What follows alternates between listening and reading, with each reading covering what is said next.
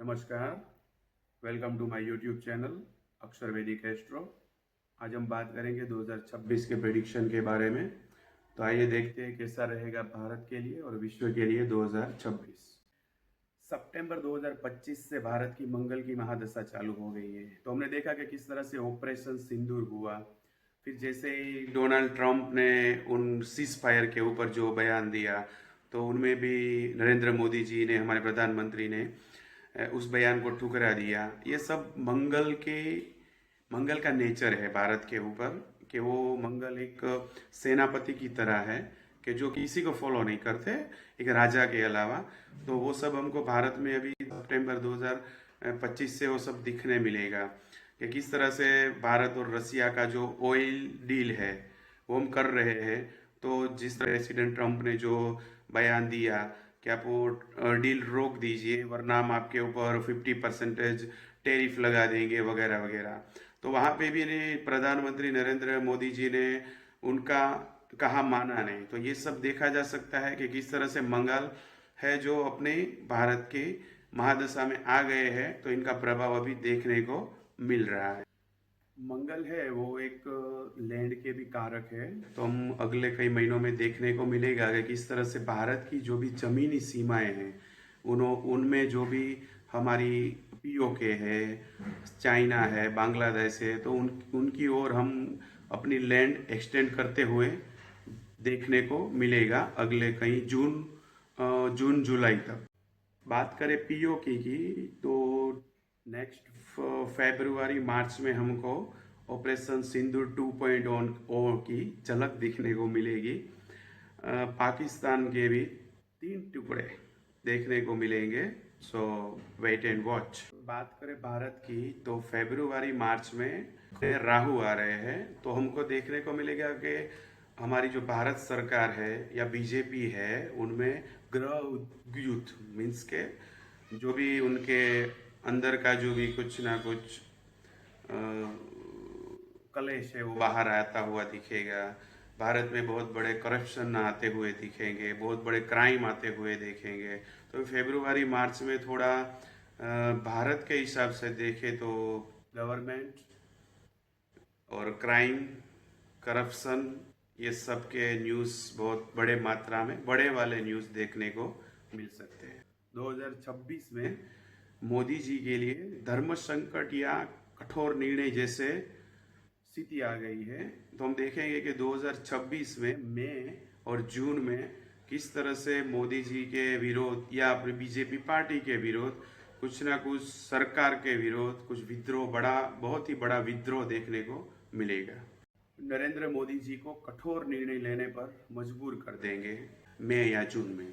के लिए एक बहुत ही अच्छे न्यूज़ हम वो कह सकते हैं कि गुरु जैसे ही कर्क राशि में आएगा तो हमारे इंडियन एजुकेशन सिस्टम में बहुत ही बड़ा बदलाव देखने को मिलेगा, बहुत ही बड़ा रिफॉर्म देखने को मिलेगा, जो हम जून जुलाई में देख सकते हैं, जिनमें हमारी एजुकेशन सिस्टम में कुछ अच्छे कानून आएंगे।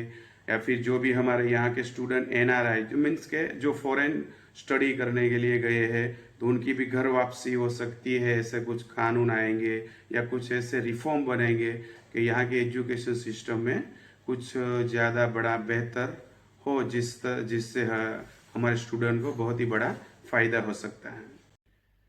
एक बहुत ही बड़ा सवाल है कि who is next prime minister of India. तो इसके बारे में बात करते हैं। तो वैसे तो प्राइम मिनिस्टर की उपाधि के लिए कई सारे नाम आगे आए हैं कि अमित शाह जी है, गडकरी जी है, कई सारे हैं। तो उनमें से जिस तरह से कुंडली का विश्लेषण किया, तो उनमें मुझे तो सबसे पहला जो नंबर मीन्स के जो सबसे जिनकी मजबूत कुंडली लग रही है वो है उत्तर प्रदेश के सीएम योगी आदित्यनाथ जी, क्योंकि उनकी शुक्र की दशा चल रही है और वैसे ग्रह नक्षत्र भी बहुत अच्छी तरह से प्लेस है। तो देखने जाए तो प्रधानमंत्री के दावेदार में अभी जो 2026 में तो कुछ नहीं कह सकते, पर 2027 में देखें तो योगी आदित्यनाथ जी केंद्र में जाते हुए देखेंगे। तो उस तरह से मेरी ओर से तो ये क्लियर है कि Yogi Adityanath ji next prime minister of India. 2026 में किस तरह से रहेगा इकोनॉमिक का असर भारत के ऊपर, तो हम देखेंगे कि काफ़ी उतार चढ़ाव देखने को मिल सकता है स्टॉक मार्केट में और रियल एस्टेट में। तो चलिए आइए देखते हैं उसके बारे में क्या कहते हैं भारत की कुंडली। तो गोल्ड की बात करें तो दिसंबर 2026 तक गोल्ड 2 लाख के पार चला जाएगा, ये डेफिनेट फाइनल है। दिसंबर 2026 में गोल्ड 2 लाख के पार चला ही जाएगा। और रियल एस्टेट की बात करें तो रियल एस्टेट में तो वैसा हल्का फुल्का माहौल ही रहेगा, कुछ ज़्यादा तेज़ी की संभावना नहीं दिख रही है। पर हाँ, जैसे कि जमीन एक्वायरमेंट है कि जैसे लैंड का कुछ है, लैंड के बारे में कुछ कह सकते हैं। वैसे बिल्डिंग प्रॉपर्टीज वगैरह में कुछ ज़्यादा वो तेज़ी नहीं दिख रही है कि लैंड के बारे में, ज़मीन की खरीदी बिक्री, उसमें कुछ नफ़ा ज़्यादा रह सकता है। भारत के बिजनेस रिलेटेड बात करें तो भारत में 2026 में इसके इंपोर्ट की जगह भारत एक्सपोर्ट ज़्यादा करेगा 2026 में। और स्टॉक मार्केट में देखें तो बैंकिंग सेक्टर बहुत ही ज़्यादा आगे बढ़ने वाला है।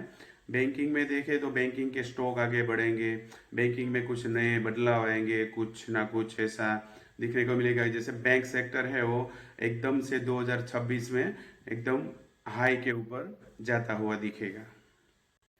2 जून से जैसे ही गुरु कर्क राशि में आएंगे तो हम देखेंगे कि भारत में science, space technology, make in India, ये सब में हमें बहुत ही बढ़िया सिद्धि हासिल करते हुए दिखाई देंगे।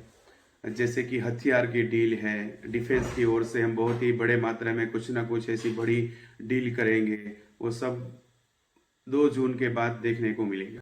जून और अक्टूबर की बात करें तो 2026 में जून अक्टूबर में इंडिया की जो बॉर्डर सिक्योरिटी है उसमें हम कुछ ना कुछ नए बड़े ही बदलाव, बड़े नियम, नए रूल्स लाते हुए देखने को मिलेंगे। ज्योतिष शास्त्र का उद्देश्य डराना या भय पैदा करना नहीं है, सिर्फ जानकारी देना है कि किस तरह से हम सतर्क हो सकते हैं। 2026 में बांग्लादेश की बात करें तो बांग्लादेश की सरकार जो मोहम्मद यूनुस की सरकार है वो जाती हुई दिखाई दे रही है, जो जल्दी हम देखेंगे कि किस तरह से बांग्लादेश में तख्ता पलट हो गया है।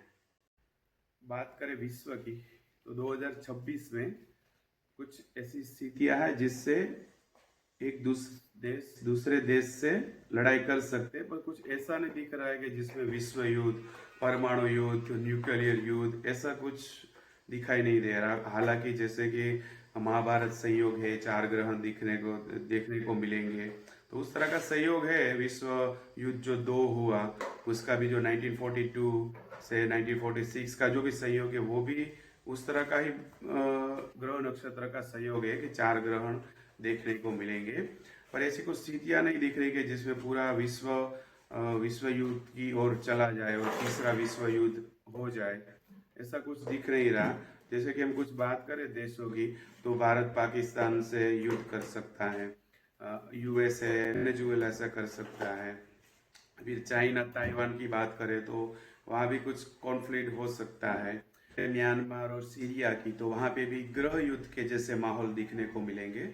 और लास्ट बट नॉट लीस्ट रसिया और यूक्रेन की बात करें तो इस साल के अंत में यूक्रेन सरेंडर करता हुआ दिखाई देगा रसिया को। तो उस तरह से रसिया का पलड़ा भारी रहता 2026 के अक्टूबर नवंबर तक दिख जाएगा। मिलते हैं नेक्स्ट वीडियो में। तो आप बताइए कि किस तरह के वीडियो आप देखना चाहेंगे, पाम रीडिंग के ऊपर, फेस रीडिंग के ऊपर, या फिर वास्तु के ऊपर, राशि वाइज जो भी प्रिडिक्शन है 2026 का। तो आप कमेंट कीजिए, लाइक कीजिए। मिलते हैं, नमस्कार।